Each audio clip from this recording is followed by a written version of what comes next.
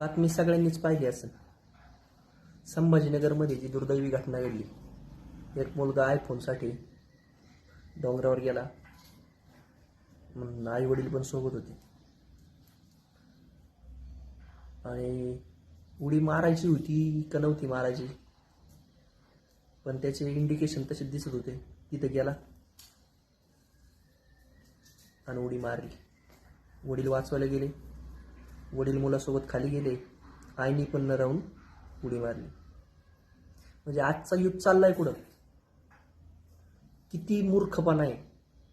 म्हणजे देखाव्याच्या नादात तुम्हाला कितपर्यंत इतका मूर्खपणा चाललाय. म्हणजे आत्महत्या करावी या काय आयफोनसाठी 3 जणांचा जीव गेला.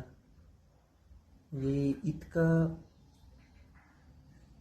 नाविलाज आहे आईवडिलांचा का पोरांचा हट्टपूर्वक